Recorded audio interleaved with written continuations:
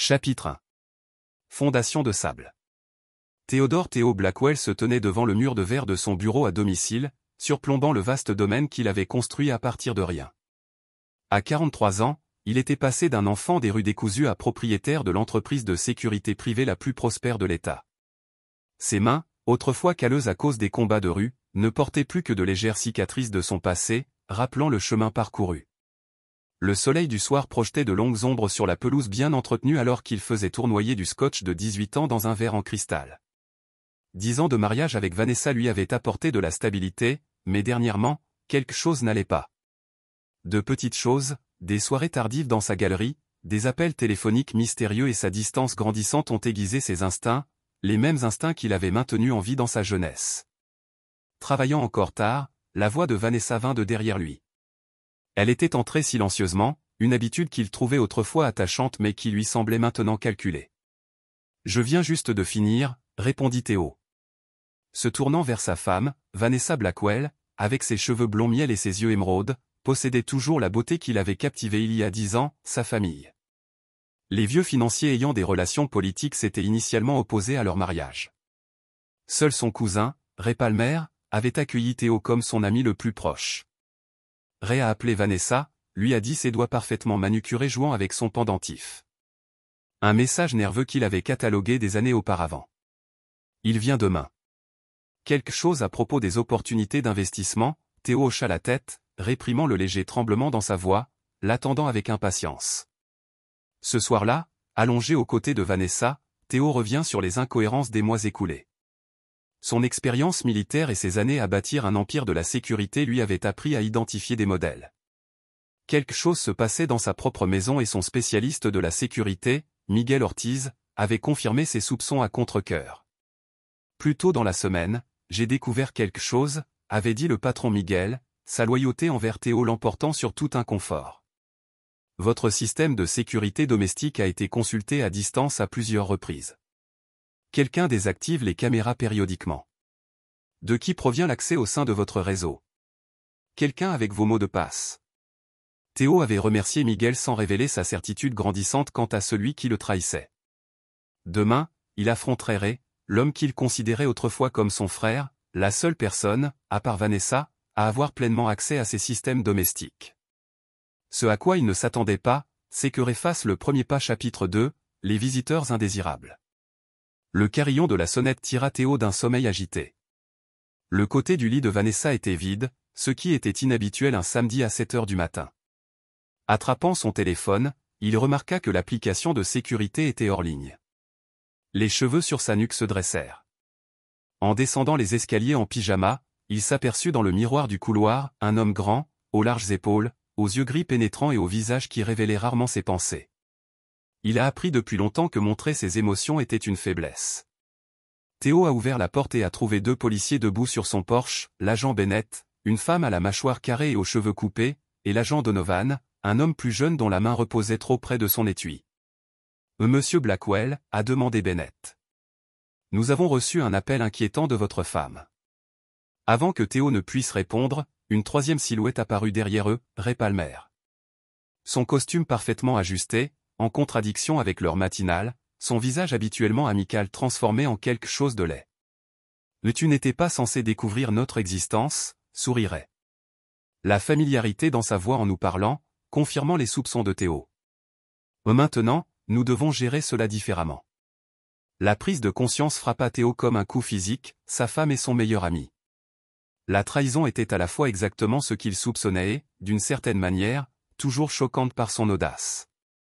Gérer quoi différemment?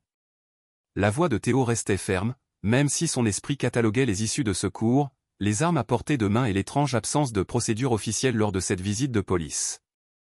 L'agent Bennett jeta un coup d'œil inconfortable à Ray avant de parler. Votre femme a déposé une ordonnance d'interdiction pour comportement menaçant. Nous avons besoin que vous veniez avec nous. Elle prétend que je l'ai menacée. Theo a remarqué que le numéro de badge de Bennett était masqué et que le badge de nom de Donovan manquait complètement. Quelque chose n'allait vraiment pas. Nous avons des preuves, dit Ray en sortant son téléphone d'un air suffisant. Vanessa enregistre votre éclat depuis des mois. Le téléphone diffusait l'audio de la voix de Theo, menaçant de violence, savamment assemblées à partir des conférences sur la sécurité qu'il avait données lors de conférences. Ses paroles se sont transformées en quelque chose de sinistre. C'est truqué, dit Théo, mais les officiers se dirigeaient déjà vers lui. Nous avons besoin que vous veniez au poste, a insisté Bennett, révélant les menottes. À ce moment-là, Théo a vu le tableau dans son ensemble, Rez, les connexions politiques, la fausse police, les preuves fabriquées. Ce n'était pas seulement une affaire, c'était un retrait calculé.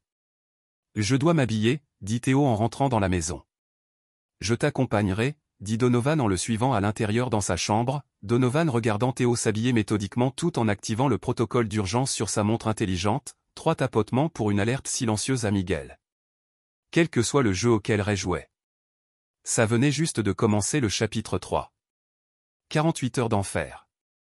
Le commissariat s'est avéré être un entrepôt abandonné à 30 mètres de la ville. Alors que la fausse voiture de police s'arrêtait devant le bâtiment décrépit, l'entraînement de Théo commença. Il calculait les distances, mémorisait les virages et évaluait ses ravisseurs depuis qu'ils avaient quitté son domicile. À l'intérieur, Ray attendait avec 2 autres hommes, aux muscles professionnels de par leur position et leurs yeux vigilants. L'intérieur de l'entrepôt avait été aménagé avec un équipement de surveillance cellulaire de fortune et ce qui semblait être une installation d'enregistrement vidéo. Bienvenue dans votre logement temporaire, dit Ray en désignant la cellule. Vous ferez des aveux vidéo, admettrez des crimes financiers, des violences domestiques. Me transférerez votre entreprise à titre de restitution. Théo le regardait, son expression ne révélant rien. Et si je refuse, sourirait, alors cela devient désagréable pour tout le monde, surtout Vanessa. Elle te quitte peut-être pour moi, mais je préfère ne pas lui faire de mal. La menace contre Vanessa, malgré sa trahison, a déclenché quelque chose de primal chez Théo. Il s'est laissé enfermer dans la cellule, attendant son heure pendant 48 heures. Ils ont travaillé pour le briser, privation de sommeil, eau limitée, tactique psychologique. Ray appelait régulièrement Vanessa par vidéo, lui montrant la coopération de Théo, tout en la menaçant secrètement si elle renonçait à leur plan. Ce que Ray ne savait pas, c'est que Théo avait activé plus qu'une alerte pour Miguel. Sa montre contenait un dispositif de suivi et son équipe de sécurité surveillait sa position depuis son enlèvement. Plus important encore, Ray n'avait aucune idée des plans d'urgence que Théo avait établis il y a des années pour exactement ce type de situation. La deuxième nuit, alors que l'épuisement commençait à affaiblir la vigilance de son ravisseur, Théo entendit le bruit lointain des rotors d'un hélicoptère. Quelques instants plus tard, l'entrepôt a été plongé dans l'obscurité suite à une coupure de courant. Le sauvetage a été rapide et professionnel. Miguel a dirigé avec précision une équipe de spécialistes de la sécurité de Théo, tous anciens militaires, à travers l'entrepôt. Lorsque les lumières se sont rallumées, Ray et ses complices étaient attachés au sol et Théo était examiné par un médecin.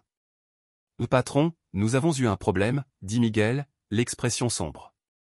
Nous surveillons la sécurité de votre maison à distance.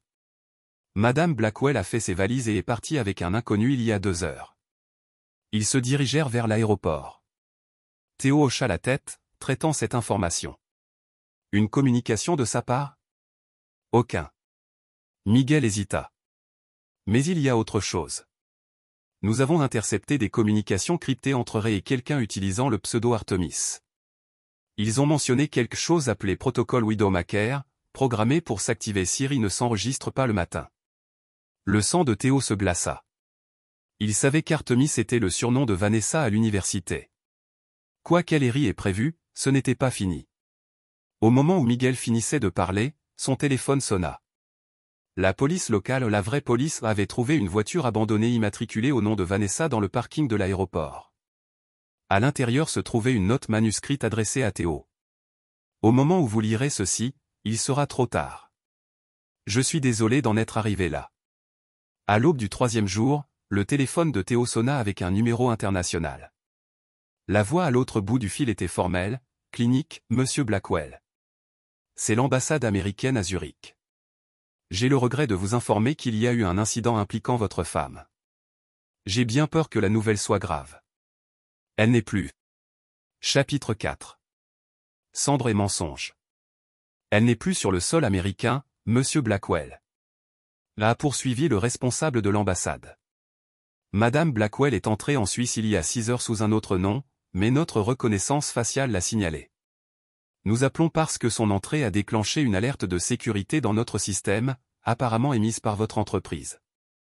L'année dernière, Théo était assis dans son bureau à domicile, le soleil du matin illuminant le mur des preuves. Il avait créé des photos, des documents et des graphiques chronologiques couvrent la surface. 3 jours s'étaient écoulés depuis son sauvetage et la disparition de Vanessa. Quel nom utilise-t-elle? Théo a demandé de sa voix dénuée d'émotion, Diana Keller. Elle voyage avec un homme identifié comme étant Paul Mercé. Théo a remercié le fonctionnaire et a mis fin à l'appel. Paul Mercé, un nom que Théo a reconnu grâce aux relations de Vanessa avec la galerie, Paris, ce qui signifiait qu'il y avait plus de joueurs dans ce jeu qu'il ne l'avait initialement pensé. Miguel entra avec un dossier. L'équipe médico-légale a fini d'analyser les appareils de Ray. Vous aviez raison. Cela va au-delà d'une liaison. Le dossier contenait la preuve d'un plan élaboré s'étalant sur 2 ans. Ray et Vanessa ont systématiquement collecté des informations sur les opérations commerciales de Théo, les listes de clients et les protocoles de sécurité. Ils ont prévu de tout lui dépouiller, de son entreprise, de ses actifs, et même de sa réputation, en utilisant de fausses preuves d'activité criminelle. Il y a plus, dit Miguel avec hésitation. Nous avons trouvé des références à une police d'assurance vie. Vanessa a pris sur vous il y a 6 mois une double indemnité de 10 millions de dollars en cas de décès accidentel. Théo absorba cette information avec un calcul froid. La femme à qui il avait confié sa vie avait comploté sa mort. Et la maison du Vermont, a demandé Théo? Miguel parut surpris. Comment le saviez-vous? Vanessa a vérifié les annonces immobilières sur notre ordinateur commun avec négligence. L'expression de Théo se durcit, j'ai besoin de tout sur Paul Mercé et je veux savoir ce qu'il y a dans cette maison. 3 heures plus tard, Théo avait sa réponse. La propriété du Vermont, achetée par l'intermédiaire d'une société écran liée à Mercé, contenait une opération de falsification d'identité entièrement équipée. Vanessa et ses complices préparaient cela depuis bien plus longtemps qu'ils ne le pensaient. Le patron Miguel interrompit ses pensées. Ray demande à vous voir, il dit qu'il a les informations dont vous avez besoin. Dans la salle de sécurité du sous-sol, Ray était assis menotté à une table en métal. Son apparence autrefois immaculée était échevelée, son sourire confiant remplacé par une peur désespérée. Mais elle nous a joué tous les deux, lâcha Ray alors que Théo entrait. Vanessa travaille avec Mercé depuis des années, avant que tu la rencontres. Je ne l'ai découvert que récemment et pourtant tu l'as aidée. Théo répondit froidement. Elle a dit que c'était juste à cause de l'argent que nous avions disparu ensemble après que vous ayez été discrédité. Je ne connaissais pas l'assurance vie jusqu'à hier, lorsque Mercé m'a contacté. Théo se pencha en avant. Quel est le protocole? Le visage du veuf Ray était pâle. Ce n'est pas ce que tu penses. Il ne s'agit pas de te tuer. Il s'agit de tuer votre héritage, tout ce que vous avez construit. Mercé a accès à l'infrastructure de sécurité de votre entreprise. Il prévoit de l'utiliser pour compromettre vos clients les plus en vue lors de la conférence annuelle sur la sécurité à Genève, dans 3 jours. Ils vont démontrer comment pirater vos systèmes lors de la présentation principale de votre entreprise. Théo a pris sa décision, Miguel, réserve-moi le prochain vol pour Zurich et attache notre ami ici dans un endroit confortable. Nous n'en avons pas. Fini avec lui. Alors que Théo faisait ses valises, son téléphone sonna, un appel vidéo provenant d'un numéro inconnu. Il répondit en voyant le visage de Vanessa, son expression, un mélange de confiance et de prudence. Vous êtes plus résilient que prévu, dit-elle. Impressionnant. Que veux-tu, Vanessa? Pour vous donner le choix, partez maintenant. Transférez l'entreprise sur le compte de dépôt que nous avons préparé. Signez les papiers de divorce reconnaissant votre infidélité et vos abus et disparaissez, ou restez et combattez et regardez tout ce que vous avez construit s'effondrer face à des accusations criminelles. Nous avons soigneusement construit. Théo étudia son visage. Cet inconnu portant les traits de sa femme. Vous avez mal calculé. Tu aurais dû me tuer quand tu en avais l'occasion. Une lueur d'incertitude traversa le visage de Vanessa avant qu'elle ne la masque. Cela n'a jamais été prévu. Je ne suis pas un monstre, Théo. Non, acquiesça-t-il froidement. Juste un voleur et un traître. Mais je suis curieux, est-ce que tout cela était réel? Un instant. Le sang-froid de Vanessa s'est brisé en partie au début. Elle s'est rapidement rétablie. Cela n'a plus d'importance maintenant. Vous avez 48 heures pour vous décider. Après s'être déconnecté, Théo se tourna et trouva Miguel qui le regardait avec inquiétude. « C'est quoi le jeu, patron ?» Les yeux gris de Théo étaient glacés. « Nous allons à Genève, mais je dois d'abord m'arrêter au coffre-fort. » Vanessa ne connaît pas le chapitre 5. Fantôme du passé. Le paisible village suisse de Mirigne, niché au pied des imposants sommets alpins, semblait un endroit improbable pour affronter des fantômes. Théo parcourut les rues étroites jusqu'à atteindre un petit chalet à la périphérie de la ville. Le vieil homme qui ouvrait la porte le reconnut immédiatement. Son mur noir. Cela fait de nombreuses années. Trop de clouses, répondit Théo. J'ai besoin d'accéder au coffre-fort. À l'intérieur, Klaus le conduisit dans une pièce cachée au sous-sol contenant une porte en acier avec une serrure biométrique. Le coffre-fort au-delà contenait des armes, de l'argent liquide dans diverses devises et de multiples paquets d'identité, des contingences que Théo avait établies avant de rencontrer Vanessa. Mais il était venu pour quelque chose de précis, un journal relié en cuir et un disque dur. J'ai retrouvé les informations que vous avez demandées. Lui dit Klaus en tendant une tablette à Théo. La femme que vous avez épousée n'était pas celle qu'elle prétendait. La tablette contenait un dossier complet sur Vanessa Chamberlain, née Amanda Pierce, orpheline à 16 ans, disparue des dossiers de famille d'accueil à 17 ans. Elle a refait surface 4 ans plus tard sous le nom de Vanessa Chamberlain, avec des liens familiaux fabriqués, une éducation, des diplômes et des antécédents sociaux, et son cousin Ray aucune relation. Il était son gestionnaire pour l'organisation. Théo a absorbé cette révélation avec une sombre validation de ses soupçons. Quelle organisation ? Il s'appelle eux-mêmes le Kodori. Il cible les individus fortunés, en particulier les autodidactes sans liens familiaux. Leurs méthodes sont toujours les mêmes, enchevêtrement romantique, isolement et éventuelle extraction financière. Comment ai-je pu rater ça ? Théo marmonnait plus pour lui-même que Klaus. L'expression du vieil homme s'adoucit légèrement. Même les plus vigilants ont des angles morts lorsqu'il s'agit de questions de cœur. Ce soir-là, dans sa suite d'hôtels surplombant le lac Léman, Théo revoit tout ce qu'il a appris. Le Kodori le visait depuis qu'avant sa rencontre avec Vanessa, sa réussite et son manque de liens familiaux en faisaient une cible parfaite. La révélation explique beaucoup de choses, l'apparition inattendue de Vanessa dans sa vie, l'amitié commode de son cousin, la résistance initiale de sa famille qui s'est progressivement adoucie, créant l'illusion d'une acceptation difficile. Un coup frappé à la porte interrompit ses pensées. Miguel est entré avec un ordinateur portable sécurisé. Nous avons localisé Mercé et Vanessa, rapporta Théil. Ils séjournent à l'hôtel Remington sous leur pseudonyme. La conférence sur la sécurité commence demain et ils se sont inscrits comme participants et nos autres préparatifs sont en place. Votre ancien client de la NSA est arrivé. Nous avons tout ce que vous avez demandé, Théo acquiesça. Reposez-vous. Demain, nous commençons. Après le départ de Miguel, Théo ouvrit le journal en cuir du coffre-fort. Il contenait des détails sur sa vie avant qu'il ne devienne Theodore Blackwell, à l'époque où il était Tyler Bishop, une personne venue de nulle part avec rien d'autre qu'une intelligence brute et un instinct de survie. Il avait enterré cette identité il y a des années, mais il était peut-être temps pour Tyler Bishop de refaire surface une dernière fois. Alors que l'aube se lève sur Genève, Théo active la première phase de sa contre-attaque. Alors que Vanessa et Mercé pensaient se déplacer de manière invisible dans la ville, son équipe suivait chacun de leurs mouvements, enregistrait leurs conversations et cartographiait leurs connexions. Plus important encore, il avait identifié le troisième cerveau derrière les opérations suisses du Codor, le vice-président senior de la banque Helvetica, Léonard Rousseau, qui devait rencontrer Vanessa dans l'après-midi. Vers midi.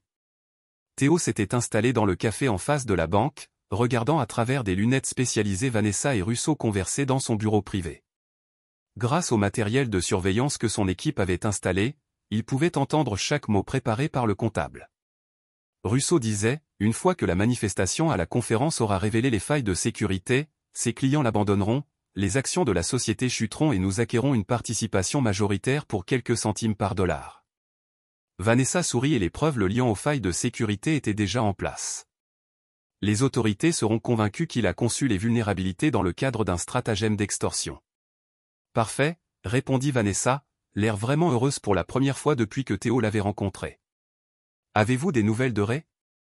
Rousseau fronça les sourcils, rien d'inquiétant, il est probablement juste prudent.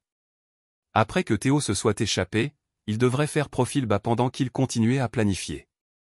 Théo remercia silencieusement Vanessa d'avoir confirmé tout ce qu'il avait besoin de savoir. Le Kodori n'en voulait pas seulement à son argent.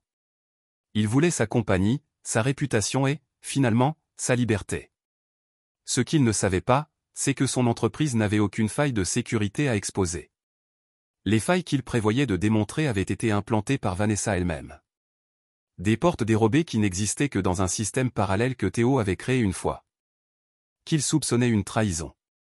Dans son écouteur, la voix de Miguel résonnait. La reconnaissance faciale vient de signaler l'entrée d'un autre agent de Kodori dans la banque, Benjamin Foster, le type qui se faisait passer pour Donovan, le faux flic. Théo regarda Foster être escorté jusqu'au bureau de Russo. Les pièces se mettaient en place. Il était maintenant temps de décrocher le piège. Chapitre 6. L'architecte de la vengeance. La salle de bal du Grand Geneva Hotel bourdonnait de secteurs technologiques, d'entreprises de sécurité d'élite, de développeurs de logiciels et d'entrepreneurs gouvernementaux se mêlant dans une atmosphère de compétition collégiale. Au centre de tout cela se trouvait le stand élaboré de Blackguard Security présentant ses dernières innovations, toutes développées sous la direction de Théo. Théo se déplaçait dans la foule inaperçue, son apparence étant subtilement modifiée. Le PDG confiant avait disparu, remplacé par un informaticien indéfinissable aux cheveux bruns et aux lunettes. De ce point d'observation, il a observé Vanessa et Mercé circuler, s'arrêtant de temps en temps pour parler avec les individus ciblés. Tous les clients sont flous. Ils préparent le terrain. Miguel a murmuré à travers l'écouteur, créant le doute sur nos systèmes. Avant la manifestation, laissez-les. Théo répondit doucement. Est-ce que tout est en place? Oui, la véritable présentation est prête dès que vous donnez un signal. Théo a vérifié sa montre 2 heures avant le discours prévu, où Mercé prévoyait de démontrer les vulnérabilités de Blard à la foule rassemblée. Il ne savait pas que Théo avait déjà rencontré en privé ses clients les plus importants, les avertissant d'une démonstration de test d'intrusion prévue et s'assurant de leur coopération. Il s'est éclipsé vers une salle privée où les dernières pièces de son plan l'attendaient sur plusieurs écrans. Il pouvait voir divers membres de Kodori arriver à la conférence. Plus qu'il ne l'avait initialement soupçonné, l'organisation consacrait des ressources importantes à cette opération. Un coup discret précéda l'entrée d'une femme aux cheveux argentés vêtue d'un costume impeccable, Monsieur Blackwell, ou devrais-je dire Monsieur Bishop, directeur Walsh. Théo reconnut. Merci d'être venu. Isabella Walsh, directrice adjointe des crimes financiers à Interpol, était sceptique lorsque Théo l'a contactée pour la première fois. Maintenant, en regardant les preuves qu'il avait rassemblées sur les opérations de Kodari sur 3 continents, son scepticisme s'est transformé en une détermination déterminée. Vous nous avez donné assez pour détruire l'ensemble de leur réseau européen, a-t-elle déclaré. Mais êtes-vous sûr de procéder de cette façon? Nous pourrions les arrêter maintenant. Non, la voix de Théo était résolue. J'ai besoin d'eux. Il est temps, dit Théo à Miguel. Donnons-leur la démonstration qu'ils attendent. Les lumières de la salle de bal se sont atténuées tandis que le directeur de l'exploitation de Théo, Daniel Freeman, montait sur scène pour la présentation principale de Blackguard. Dans le public, Vanessa et Mercé étaient assis avec des sourires d'anticipation, entourés des clients les plus précieux de l'entreprise. Mesdames et messieurs, a commencé Daniel, aujourd'hui, nous sommes ravis de présenter le tout nouveau protocole de sécurité de Blackguard, qui représente une approche révolutionnaire de la détection des menaces. L'écran principal a clignoté et ce qui semblait être la base de données des clients de Blackguard est apparu, avec les codes d'accès et les failles de sécurité. Le souffle coupé s'est répandu dans le public alors que des informations sensibles provenant de grandes entreprises et d'agences gouvernementales devenaient apparemment visibles. Mercé est retourné à son siège, échangeant un regard triomphant avec Vanessa. Puis, brusquement, l'écran a changé. Le visage de Ray Palmer est apparu. Expression hantée. Je m'appelle Raymond Palmer, a-t-il commencé. Au cours des 5 dernières années, j'ai fait partie d'une organisation criminelle connue sous le nom de Kodori. Ce à quoi vous êtes témoin n'est pas une faille de sécurité mais une fraude soigneusement orchestrée visant à détruire Blackguard Security et son fondateur, Theodore Blackwell. L'écran s'est divisé pour montrer des images de surveillance de Vanessa Mercé et de divers membres de Kodori planifiant l'opération. Public stupéfait. Sur son siège, Vanessa figea son visage, perdant ses couleurs tandis que sa propre voix résonnait dans la salle de bal. Une fois sa réputation détruite, le transfert des actifs de l'entreprise sera simple. Il sera trop occupé à lutter contre des accusations criminelles pour nous arrêter. Avant que Mercé ne puisse atteindre ce que Théon savait être une arme dissimulée, des agents d'Interpol les encerclèrent dans toute la salle de bal. D'autres membres de Kodori se sont retrouvés de la même manière contenus. Le réalisateur Walsh s'est approché du podium. Mesdames et messieurs, restez calmes. Je suis le directeur adjoint Walsh d'Interpol. Ce à quoi vous assistez est le point culminant d'une enquête de plusieurs années sur une entreprise criminelle spécialisée dans l'usurpation d'identité, l'extorsion et les délits financiers. Alors que les agents conduisaient Vanessa devant lui, elle remarqua finalement Théo déguisé. Leurs regards se croisèrent et son choc se transforma en une amère compréhension. « Tout cela n'était qu'un piège », dit-elle d'une voix à peine audible. Théo ôta ses lunettes. « Non », la corrigea-t-il froidement. C'était la justice. Chapitre 7. La toile qui se défait. 3 mois après la conférence de Genève, Théo s'est assis dans le bureau de son avocat pour passer en revue les derniers développements. L'enquête Kodori s'est considérablement étendue, révélant des opérations dans 12 pays et identifiant plus de 30 victimes de leurs stratagèmes élaborés. L'accusation a proposé un marché à Vanessa. Howard Phillips, son avocat aux cheveux argentés, a expliqué, 20 ans au lieu de la perpétuité, si elle fournit des détails sur toutes les opérations de Kodori. L'a-t-elle pris ? Demanda Théo d'une voix neutre. Pas encore. Elle demande à vous parler d'abord. Théo réfléchit et arrangea ça. 2 jours plus tard, il s'est assis en face de Vanessa dans une salle de réunion stérile de la prison. Ses vêtements de créateur ont été remplacés par une combinaison standard. Son apparence soigneusement entretenue est désormais dépouillée de tout artifice. Pourtant, elle se comportait toujours avec l'aplomb qui l'avait autrefois captivée. « Vous avez été occupé », a-t-elle déclaré en désignant le dossier de coupure de journaux qu'elle avait rassemblé sur l'effondrement des Kodari. Félicitations pour les contrats gouvernementaux. Les actions de votre entreprise ont doublé depuis l'arrestation. Je ne suis pas venu pour discuter affaires, répondit Théo. Mais tu voulais me voir. Vanessa se pencha en avant. Je voulais que tu saches que tout n'était pas un mensonge. Il y a eu des moments réels, entre nous. L'expression de Théo est restée impassible. Est-ce censé avoir de l'importance maintenant? Non, a-t-elle admis. Mais avant de tout leur dire, j'ai pensé que tu méritais de connaître la vérité. Je n'étais pas censé t'épouser. Le plan initial était une arnaque plus courte, se rapprocher, extraire des fonds, disparaître. J'ai changé de plan. Pourquoi? L'ombre d'un sourire a traversé son visage, parce que j'ai reconnu quelque chose en toi qui me rappelait moi-même, cette pulsion. Pour te réinventer, enterrer le passé et créer quelque chose de nouveau. Théo l'a étudié, voyant le passé, la manipulation pratiquée jusqu'au noyau de la vérité. Tu avais le choix, Vanessa ou Amanda, ou quel que soit ton vrai nom, Élise, dit-elle doucement. Eh bien, Élise, tes choix t'ont amené ici. Elle a hoché la tête lentement. Je vais continuer à venir vers toi à travers moi, à travers les autres, tant que tu as ce qu'ils veulent. Et qu'est-ce que c'est? La seule chose qu'ils apprécient vraiment? La capacité de disparaître et de recommencer. Vos protocoles d'urgence, vos paquets d'identité, vos réseaux d'évacuation, les choses qui vous ont rendu impossible de véritablement escroquer. Théo se leva pour partir. Considérez ceci comme mon dernier cadeau à Vanessa, la femme que je pensais épouser. Acceptez l'affaire. Celui qui reste au Kodori ne peut plus vous protéger. Alors qu'il atteignait la porte, elle lui a crié, le matin après notre mariage, quand tu m'as apporté du café au lit et que nous avons parlé de construire une maison ensemble, c'était réel. Je pensais chaque mot. Théo fit une pause, sans se retourner. Moi aussi.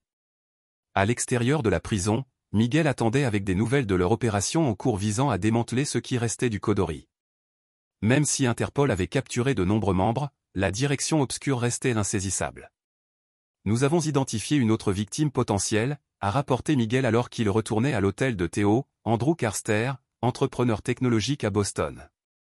L'agent de Kodori se faisant passer pour son fiancé correspond à la description d'une femme qui a rendu visite à Vanessa la semaine dernière se faisant passer pour sa sœur. Ils se regroupent déjà, s'amuse Théo, plus vite que prévu. Quelle est notre prochaine étape? Théo regardait par la fenêtre le paysage urbain qui passait. Nous le prévenons. Ensuite, nous suivons la piste jusqu'à leurs dirigeants. Au cours des semaines suivantes, Théo a transformé son entreprise de sécurité en quelque chose de nouveau. Tout en maintenant son activité légitime, il a créé une division spécialisée axée sur l'identification et la prévention des opérations long-con. Grâce à sa compréhension des méthodes du CODI, il a développé des protocoles pour reconnaître leurs schémas et protéger les victimes potentielles. Andrew Carster s'est montré sceptique lorsque Theo l'a approché avec des preuves sur sa fiancée, Sophia. Mais confrontée à des preuves, Sophia s'était enfuie, emportant avec ses codes d'accès à la technologie de développement de Carster et à des prototypes valant des millions. Comment le saviez-vous? Carster avait ensuite demandé à Theo, son expression hantée par la trahison, parce que je l'ai vécu, avait répondu simplement Theo. Désormais, la traque de Sophia les avait conduits à une découverte inattendue, un centre de formation dans la campagne du Montana où les Kodori préparaient leurs agents sous le couvert d'une école de finition exclusive appelée Artemis Academy. Des jeunes femmes au passé trouble étaient transformées en escrocs sophistiqués. Nous avons identifié la directrice. Miguel a rapporté avoir montré à Theo des photos de surveillance d'une élégante femme plus âgée, Diane Winters, 72 ans, soi-disant retraitée d'une carrière dans la Banque internationale. En réalité, elle dirige les opérations nord-américaines de Codor depuis des décennies. Theo étudia les traits aristocratiques de la femme. Elle a l'air familière. Elle devrait. Miguel répondit sombrement. Nous l'avons retrouvée dans le background de Vanessa. Diane Winters était la mère adoptive qui a accueilli Amanda Pierce, la fille qui est devenue votre épouse. Les pièces se sont mises en place. Vanessa n'avait pas été recrutée par les Kodori. Elle avait été élevée par eux, préparée dès l'adolescence pour exactement le genre d'opération qu'elle avait menée sur Theo. Nous en avons assez pour que le FBI fasse une descente dans l'académie, poursuivit Miguel. Mais cela ne concernerait que l'opération de formation, et non les dirigeants qui la sous-tendent. L'expression de Theo se durcit avec détermination. Ensuite, nous devons demander à Diane Winters de nous y conduire. Chapitre 8. Le jeu mortel. L'Académie Artemis, s'étendant sur 50 acres de nature sauvage du Montana, ses bâtiments élégants démentent son véritable objectif.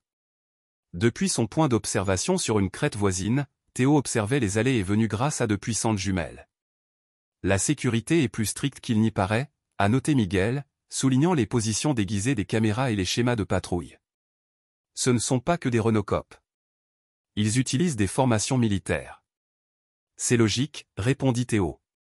Ils protègent leur atout le plus précieux, la prochaine génération d'agents. Leur surveillance avait révélé 23 jeunes femmes et résidents allant des adolescentes aux femmes d'une vingtaine d'années. Chaque journée suivait un programme rigoureux d'entraînement physique, d'études de langue, d'exercices d'ingénierie sociale et de ce qui semble être un conditionnement psychologique. C'est comme assister à la fin d'une école d'espions, avait commenté Miguel lors de leur première journée d'observation. C'est exactement ce que c'est. Theo avait répondu sombrement. Désormais, après une semaine de surveillance, ils avaient identifié une vulnérabilité. Diane Winters quittait l'enceinte tous les dimanches pour aller à l'église d'une ville voisine, accompagnée de seulement 2 agents de sécurité. Et nous n'allons pas vraiment l'enlever dans une église. Le sommes-nous, a demandé Miguel, l'inquiétude étant évidente dans sa voix. Non, lui assura Theo. Nous allons la faire venir à nous. Le plan était élégant dans sa simplicité. Grâce aux informations recueillies grâce à la coopération réticente de Vanessa, ils avaient identifié la seule faiblesse de Winter, son fils biologique, Thomas, qu'elle avait placé dans une famille adoptive 40 ans plus tôt, tout en établissant son identité de Kodori. Il avait grandi en ignorant le véritable métier de sa mère, la considérant comme une tante éloignée qui envoyait occasionnellement des cartes d'anniversaire. Aujourd'hui professeur de comptabilité à Minneapolis, Thomas Hunter était sur le point de recevoir un héritage. Inattendu et avec lui l'attention d'un Kodori. Les documents fabriqués sont arrivés au bureau de Hunter par courrier, une lettre d'un cabinet d'avocats fictif l'informant d'un héritage substantiel d'un parent auparavant inconnu, ainsi que des détails suggérant que ce parent avait des liens avec Diane Winters. Juste assez d'informations pour culminer la curiosité. Pas assez pour révéler le piège. Comme prévu, Hunter a commencé à rechercher son supposé bienfaiteur. Également comme prévu, la surveillance de Kodori a détecté cette activité. En 3 jours, Diane Winters avait organisé une réunion accidentelle avec Hunter dans un café de Minneapolis. Ce qu'elle ne pouvait pas savoir, c'est que chaque mot de leur conversation était enregistré par l'équipement sophistiqué que Theo avait fourni à Hunter à l'avance. Après s'approcher de lui avec la vérité sur sa mère, j'ai passé ma vie à me poser des questions sur mes parents biologiques, avait dit Hunter à Theo. Lorsqu'on lui a présenté les preuves, découvrir que ma mère est essentiellement un cerveau criminel n'était pas exactement ce que j'imaginais. Maintenant, alors que Winters tentait d'établir des relations avec son fils, tout en sondant subtilement des informations sur son héritage soudain, Hunter a joué son rôle parfaitement curieux, légèrement naïf, mais pas suspect. Je suis juste surpris qu'il lui ait dit lors de leur deuxième réunion. Les documents mentionnent les actifs dans les îles Caïmans. Je ne sais même pas comment y accéder. L'expression de Winter n'a rien trahi d'autre que son pouls, surveillé par l'imagerie thermique de l'équipe de Théo de l'autre côté de la rue. Je connais quelqu'un qui pourrait vous aider à naviguer, qu'elle offrait avec désinvolture. 3 jours plus tard, Hunter était sur un jet privé à Grand Caïman, ostensiblement pour rencontrer des conseillers financiers, organisés par sa tante serviable. En réalité, il était livré directement au cercle intérieur du Codor, exactement comme Théo l'avait prévu. L'île aidant, a confirmé Miguel en surveillant les dispositifs de suivi de Hunter de leur suite hôtelière à Georgetown. La réunion est prévue pour demain au Serenity Cove Resort. Bungalow privé, accès restreint. Théo hocha la tête, alerte l'équipe tactique et s'assurer que notre ami dans la salle 212 est confortable. La salle 212 a tenu Léonard Russo, le banquier qui avait travaillé avec Vanessa à Genève. Après son arrestation, confronté à plusieurs peines à perpétuité, il s'était avéré étonnamment disposé à coopérer en échange de considérations lors de la condamnation. Sa connaissance des opérations financières du Codor a été la clé pour identifier leur structure de leadership. Il y en a 7, Russo avait expliqué les fondateurs qu'ils appellent eux-mêmes. La plupart ne se sont jamais rencontrés en personne. Ils communiquent à travers des canaux et des procurations chiffrées, mais une fois par an, ils se réunissent pour distribuer des bénéfices et attribuer de nouvelles cibles. Maintenant, attiré par la perspective d'un nouvel atout important, Hunter supposait l'héritage, en fait un piège financier sophistiqué conçu par les 5 des 7 fondateurs s'était rendu à Grand Caïman pour une réunion imprévue le lendemain le soir. Alors que Hunter était nerveusement assis dans un bungalow luxueux entouré de la direction du Codor. L'opération de Théo a atteint son point culminant tandis que les agents Interpol se positionnaient dans la station. Théo a surveillé la procédure par le biais de l'équipement dissimulé de Hunter. Monsieur Hunter a commencé un homme élégant dans la soixantaine qui s'était présenté comme Julian Clark. Nous sommes très intéressés à vous aider à gérer cette manne inattendue, mais nous devons d'abord comprendre exactement ce que vous avez hérité. Alors que Hunter a commencé à partager les détails fabriqués, Théo a donné le signal. Simultanément, les équipes d'Interpol ont emménagé sur le bungalow et sur des endroits dans cet pays où les opérations numériques de Cody étaient basées. Le raid a été rapide et précis. En quelques minutes, 5 des 7 fondateurs du Codor étaient en détention, ainsi que des téraoctets de données incriminantes et de dossiers financiers détaillant des décennies d'opérations criminelles. Au lendemain, alors que Hunter a été extrait en toute sécurité et que les fondateurs arrêtés ont traité, le directeur Walsh s'est approché de Théo sur la plage déserte de la station. « Félicitations », a-t-elle déclaré. Vous venez de nous aider à démanteler l'une des entreprises criminelles les plus sophistiquées que nous ayons jamais rencontrées. Théo a regardé les vagues. Son expression illisible, pas tout à fait. 2 fondateurs sont toujours là-bas. Walsh hocha la tête. Nous les trouverons. Non, Théo a dit avec une certitude silencieuse, je le ferai. Chapitre 9. Cendre de trahison. 6 mois plus tard, Théo se tenait sur le pont d'observation de son penthouse de Chicago en regardant la neige tomber sur la ville. Les derniers morceaux de sa vengeance étaient tombés dans un endroit avec une précision qui aurait été belle si ce n'était pas si dévastateur. Les fondateurs de Codori manquants avaient été plus insaisissables que prévu. L'un, un magnate de la technologie reclus nommé Victor Kane, avait été retrouvé à son complexe en Nouvelle-Zélande, où les autorités locales l'avaient trouvé mort d'un suicide apparent, bien que Théo soupçonnait une explication plus sinistre. Le 7e et dernier fondateur s'est avéré le plus difficile à identifier. Contrairement aux autres, cette personne opérait complètement dans Shadow, connu uniquement du nom de code Genesis. Alors qu'Interpol a poursuivi des méthodes d'enquête conventionnelles, Théo avait adopté une approche différente.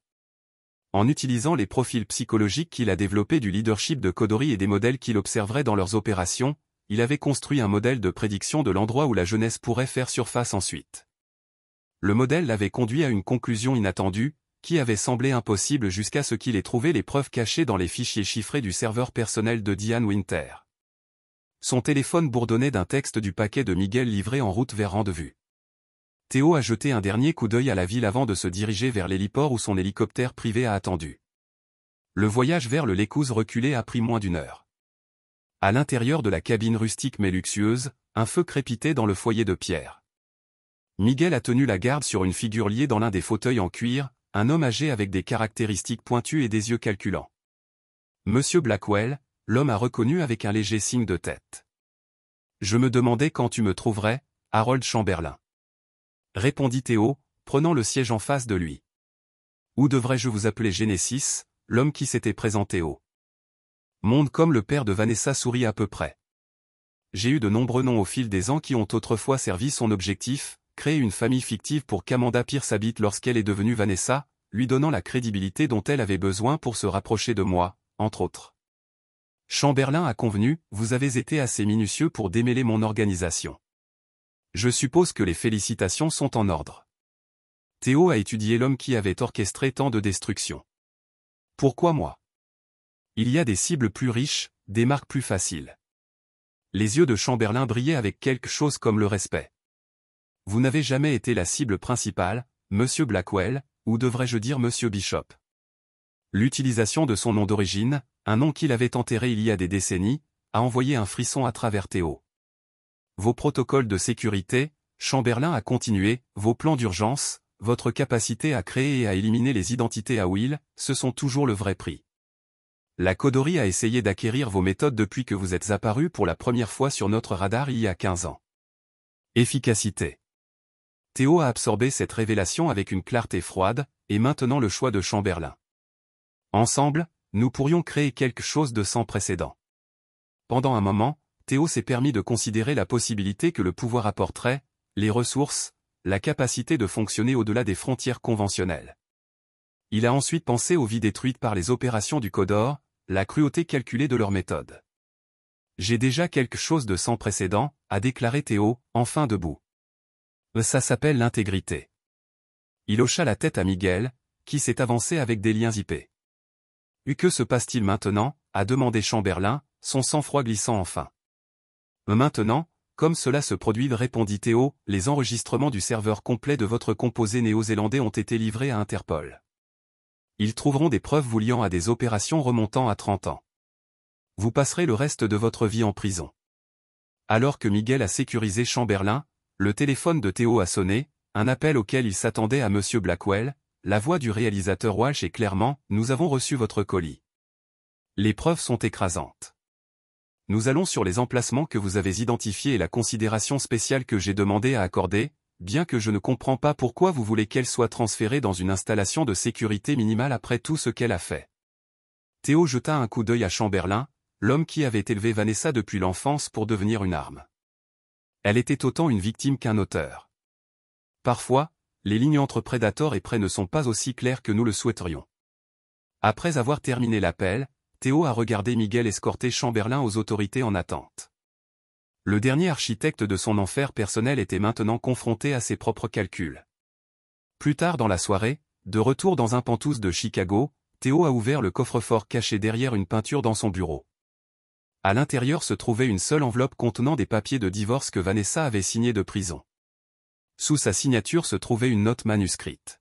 « Je sais que tu ne me pardonneras jamais. Je ne le mériterais pas si tu le faisais. Mais sachez ceci, dans une vie construite sur des mensonges, vous étiez la seule vérité que je souhaitais pouvoir garder. » Théo a placé les papiers dans son déchiqueteur, regardant pendant qu'ils disparaissaient dans des confettis. Le pardon n'était pas dans sa nature, pas pour Vanessa, pas pour aucun d'entre eux. Mais la compréhension avait son propre genre de fermeture. Sur ces brochures essatées de bureaux pour la nouvelle fondation Blackwell, créée pour identifier et soutenir les jeunes issus de milieux en difficulté, des cibles potentielles pour des organisations comme The Codorie. Pas la rédemption mais peut-être la redirection de l'obscurité qu'il avait naviguée alors que la neige continuait de tomber devant sa fenêtre. Theodore Blackwell, une fois Tyler Bishop, maintenant quelque chose de tout à fait différent, a tourné vers l'avenir qu'il avait combattu pour récupérer. La trahison l'avait forgé à quelque chose de plus difficile, plus froid, mais finalement ininterrompu. Il ne pardonnerait jamais, il n'oublierait jamais, mais il avancerait en portant les cendres de la trahison comme un rappel du prix de la confiance et de la valeur de la vérité.